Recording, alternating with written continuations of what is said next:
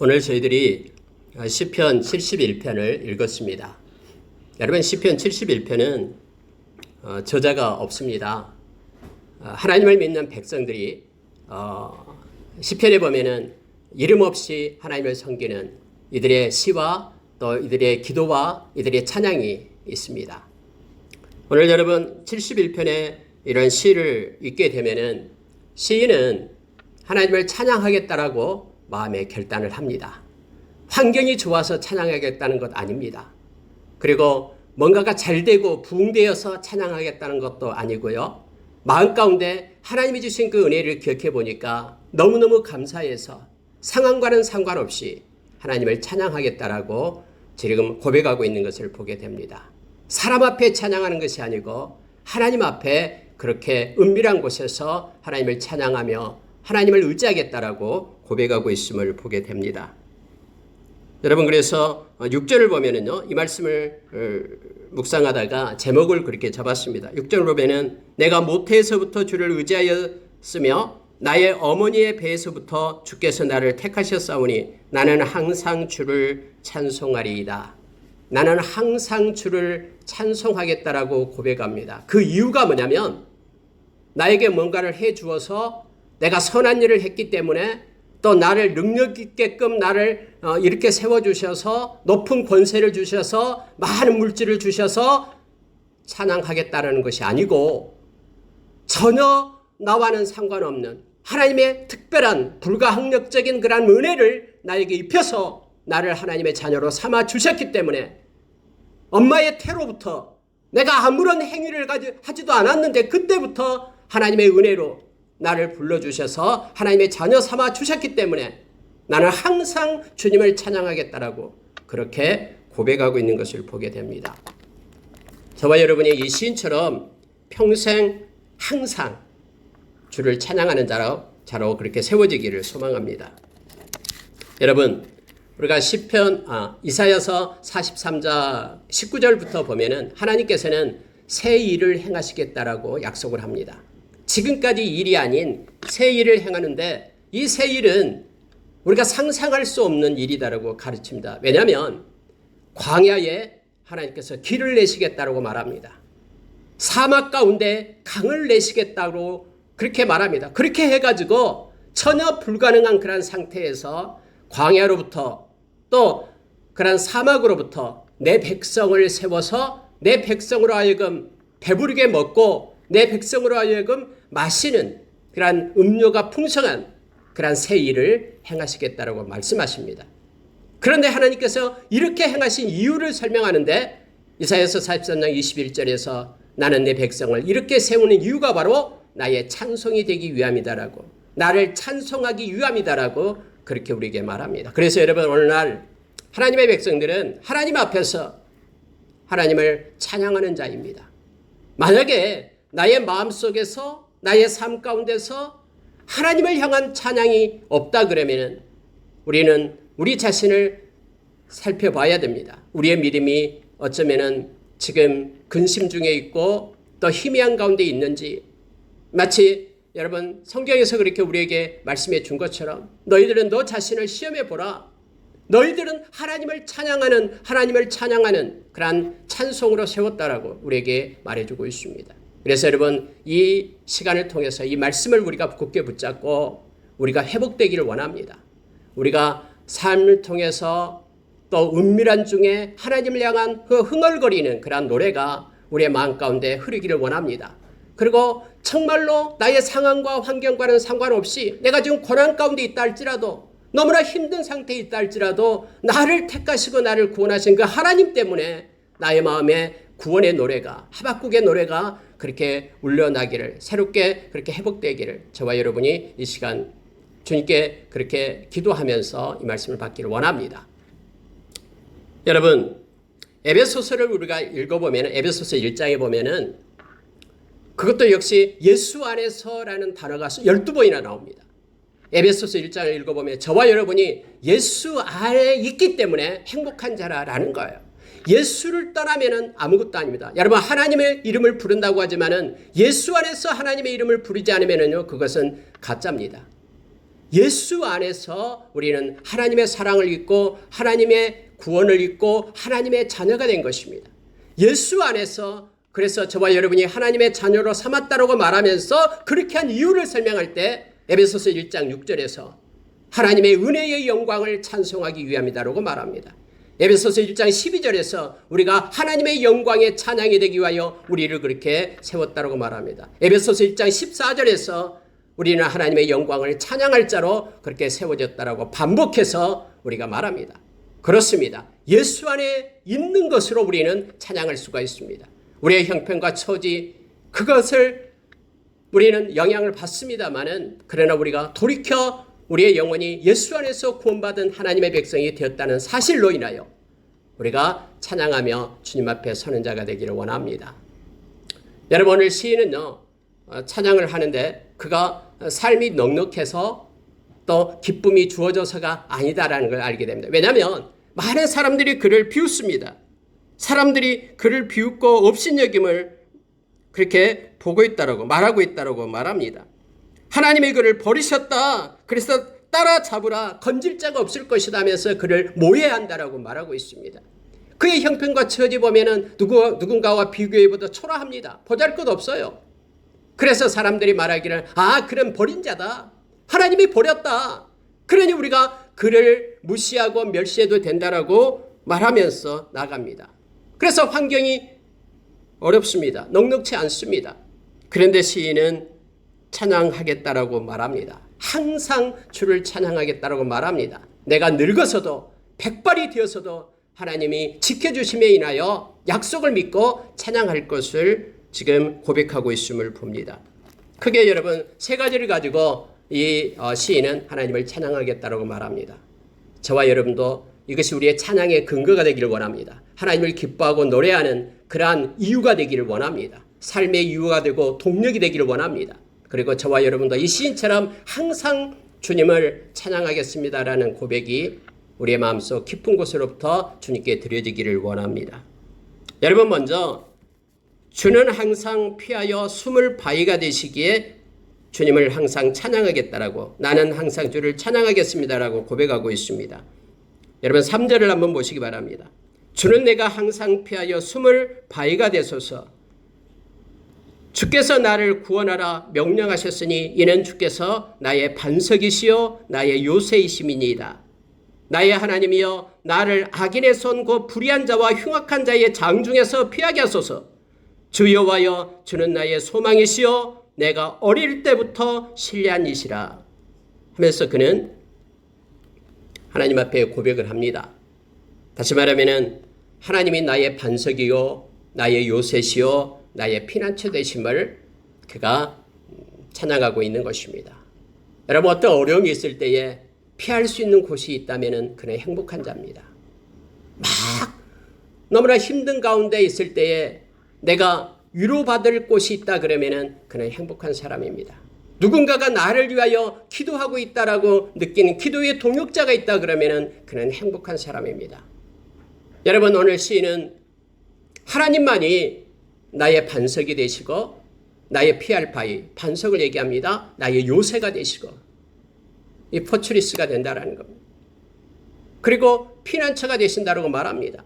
여러분, 여기서 반석이다라고 얘기할 때는 큰 바위를 말하는 게 아니에요. 이 반석은 바위산을 얘기합니다. 요새를 얘기하고 있습니다. 어떤 적들이 온다고 해도 무너뜨릴 수 없는 그러한 하나님이 요새가 되어주셔서 큰 바위산이 되어주셔서 아무도 접근할 수 없는 그러한 안전한 곳이다라는 뜻입니다. 요새가 되어서 그 어떤 공격으로부터도 막아낼 수 있는 난공불락의 그러한 성 가운데 우리가 있다라는 것을 시인은 말합니다. 여러분, 예수님이 우리의 반석이 되십니다.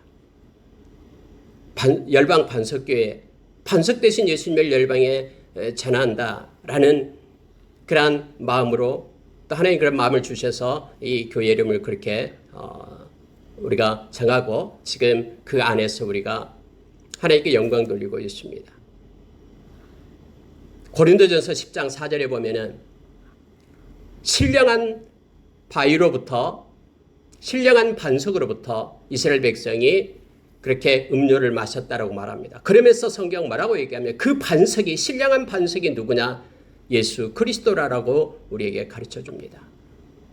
서두에 말씀을 드렸다시피 반석 대신 피난처 대신 예수 안에 들어오면 우리는 그때부터 하나님의 사랑을 잊게 됩니다. 구원의 과정 속에 놓이게 됩니다. 그리고 구원받은 하나님의 백성이 되는 것입니다. 예수를 떠나면은 우리는 아무것도 아닙니다. 우리는 질그릇에 불과하고 보배 대신 예수님 우리 안에 있을 때 우리는 존귀한 자로 바꿔지고 우리의 신분이 하나님의 자녀가 되는 것입니다. 이것이 피난처입니다. 이것이 반석입니다. 우리가 예수 안에 있다는 것. 여러분 로마서 8장 38절 39절 보면 하나님의 사랑을 얘기합니다. 하나님의 사랑은 우리의 생명보다도 어떤 우리의 사망, 우리의 죽음보다도 이 모든 것들이 하나님의 사랑을 끊어낼 수 없다고 말합니다. 그러니까 우리를 향한 하나님의 사랑은 변함이 없어요. 하나님의 자녀 삼으신 그 사랑은 변함이 없습니다. 우리가 이 땅에 살든 죽든 하나님께서 정하신 너는 내 것이라고 정하고 우리에게 베푸신 그 사랑은 변함이 없다라는 것입니다. 사랑은 끊어지지 않습니다.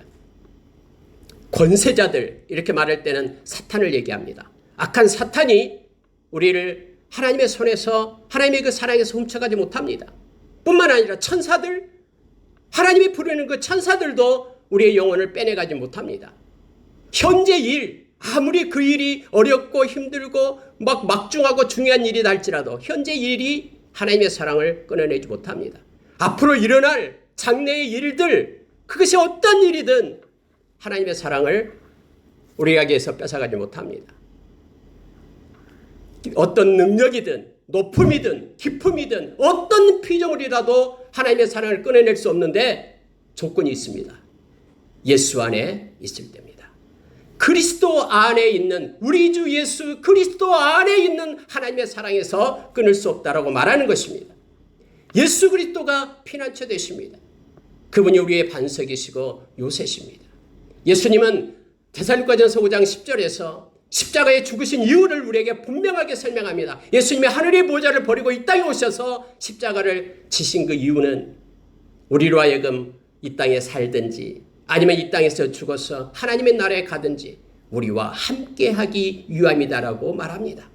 우리 주님은 우리를 떠나지 않습니다. 우리가 예수 안에 있을 때 우리는 구원 얻는 백성이 되었기 때문에 그렇습니다. 예수님 때문에 우리가 거꾸로 뜨림을 당하여도 우리는 망하지 않습니다.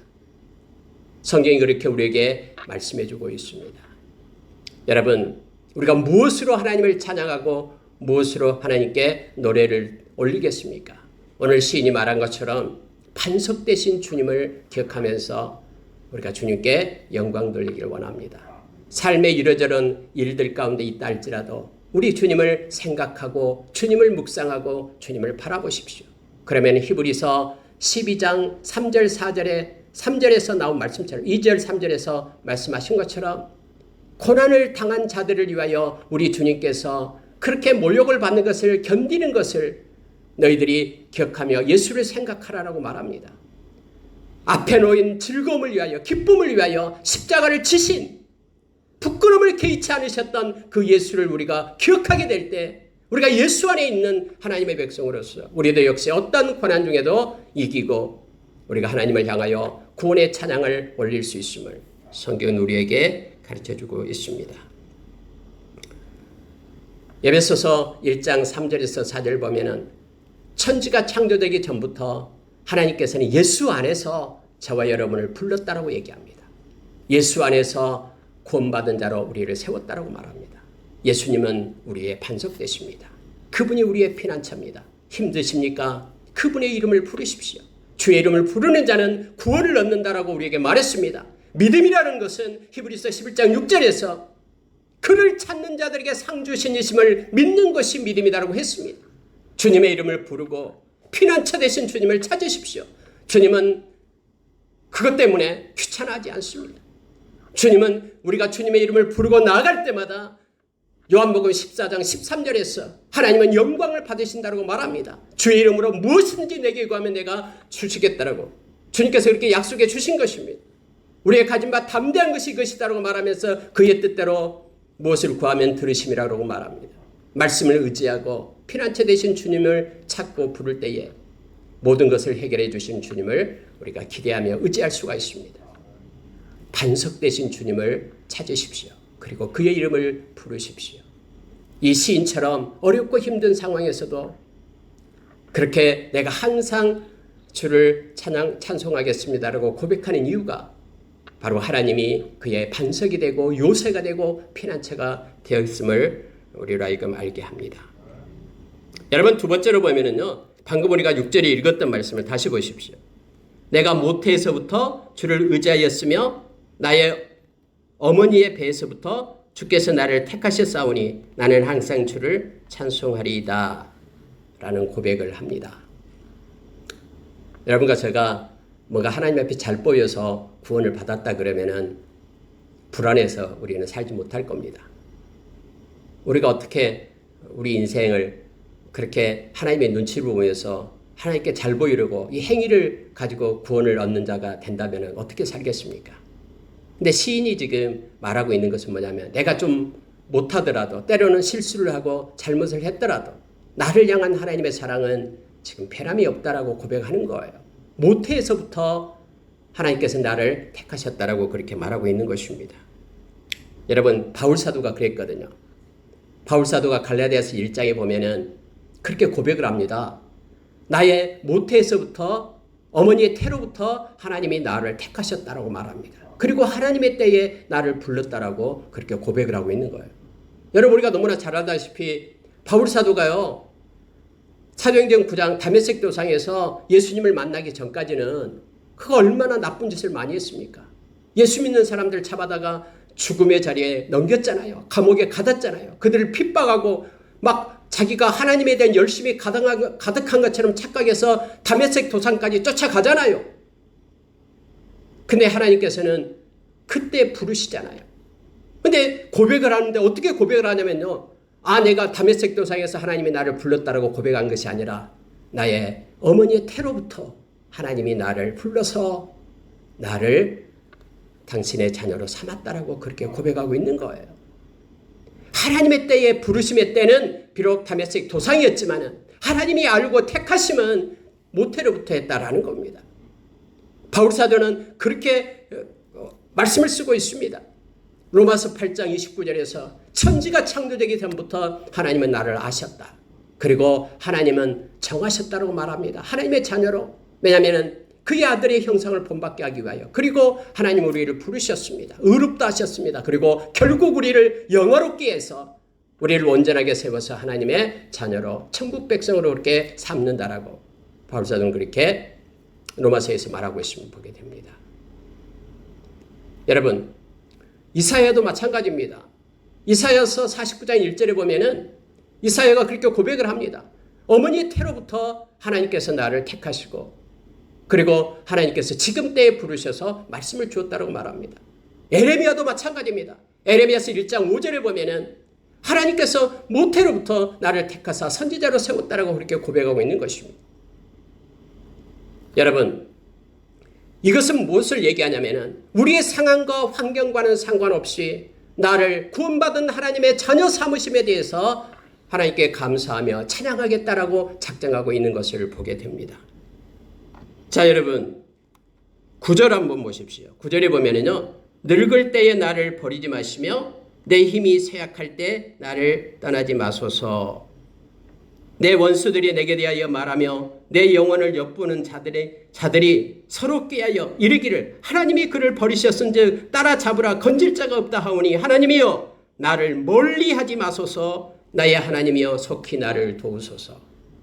이렇게 담대하게 하나님 앞에 여러분 어려운 처지에 있을 때 이렇게 나아갈 수 있는 그 근거가 뭐냐면요, 나의 공로에 의해서 내가 하나님의 자녀된 것이 아니고 하나님의 전적인 택하심에 의해서 나를 자녀 삼았기 때문에 하나님께 이렇게 나갈 수 있다라는 거예요. 나의 원수들이 나를 지금 둘러싸고 있습니다.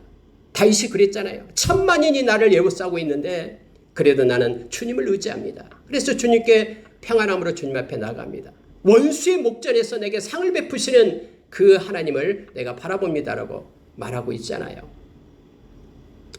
여러분과 제가 이제 세월이 지나면 나이가 먹습니다. 백발이 됩니다. 그런데 그때까지 우리를 떠나지 않고 우리를 버리지 않고 우리를 멀리하지 않고 우리와 함께 하실 그 주님을 우리는 믿는 거예요. 그 이유가 뭐냐면은 우리에게서 난 믿음이 아니고 우리에게서 난 구원이 아니고 하나님이 전적으로 우리를 사랑해서 택했다는 그런 믿음 때문임을 알게 합니다. 여러분, 우리가 인생의 길에서 어떤 일이 주어질지 모르잖아요. 그럼에도 불구하고 우리는 좋으신 하나님을 신뢰합니다. 때로는 이해가 안 된 일들이 우리 앞에 펼쳐져요. 사망의 음침한 골짜기로 내려가는 길도 있어요. 그렇게 굴곡진 삶을 살아간 때도 있어요. 그럼에도 불구하고 우리는 우리 주님을 신뢰하고 의지합니다. 우리 주님은 좋으신 하나님이기 때문에, 말씀으로 약속해 주었기 때문에, 우리가 잘 알다시피 베드로전서 5장 10절에서 우리에게 주어진 이 고난은 그냥 소멸되는 것이 아니다라고 얘기했죠. 하나님께서 고난을 주신 이유가 우리로 하여금 하나님의 온전한 자로 세우기 위하여, 믿음의 성숙을 주기 위하여 뿐만 아니라 우리로 하여금 견고하고 또 우리의 터가 굳어지게끔, 우리를 강하게 하게끔, 그래서 하나님의 선한, 하나님의 온전한 자로 세우기 위함이다라고 우리에게 가르쳐주고 있습니다.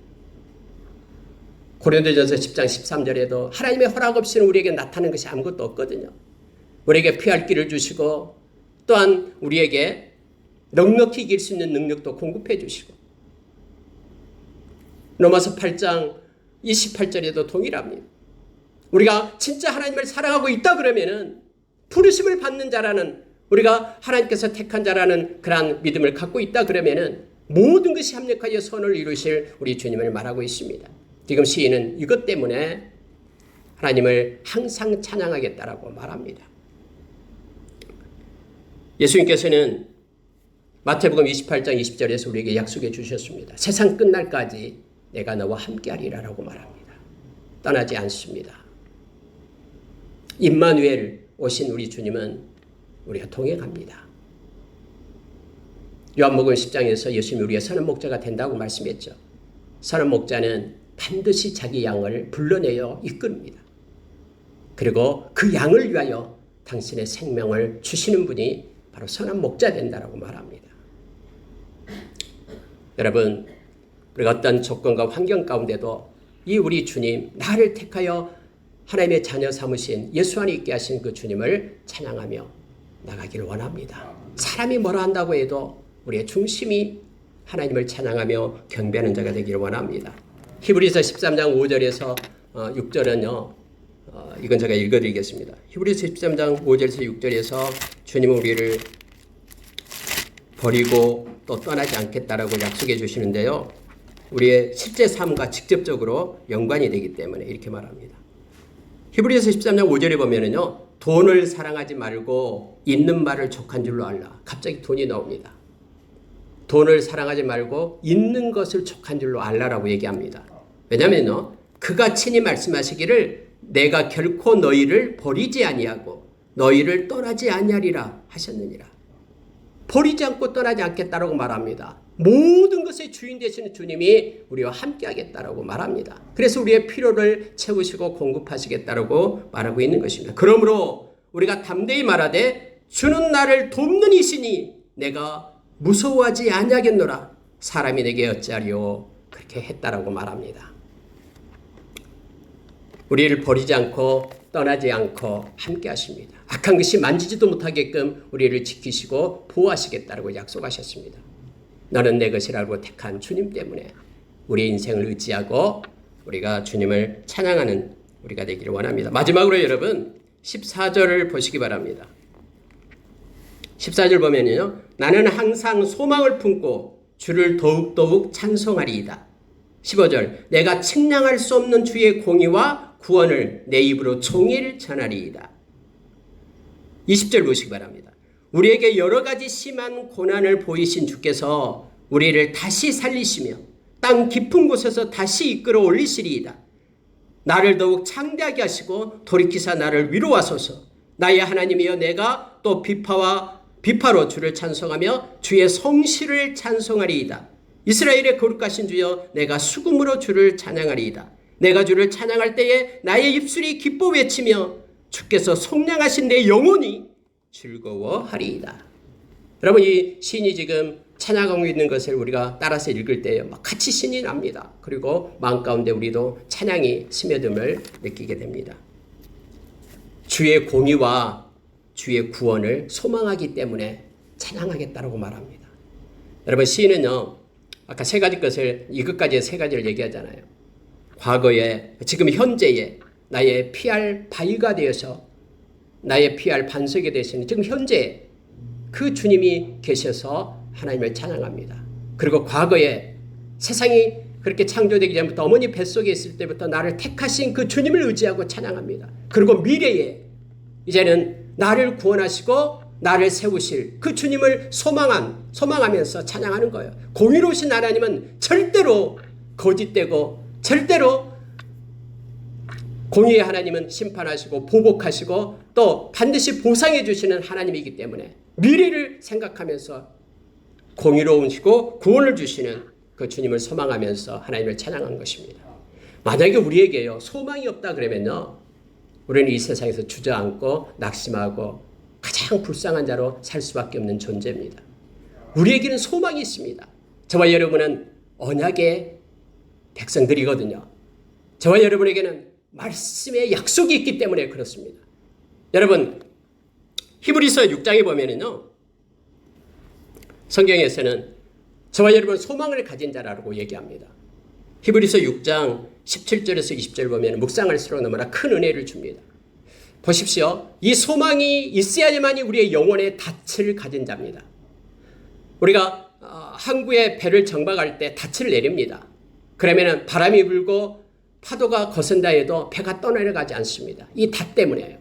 근데 만약에 소망이 없다 그러면요, 이 닻이 없는 거예요. 영혼의 닻이 없는 거예요. 그래서 바람 부는 대로 파도 치는 대로 막 휩싸여서 갈 수밖에 없어요. 세상의 그런 풍류 속에 요동할 수밖에 없어요. 그러나 저와 여러분은 언약의 말씀을 가진 자이기 때문에 이 말씀을 붙잡고 소망을 갖게 됩니다. 세상은 말씀대로 성취되기 때문에 그렇습니다.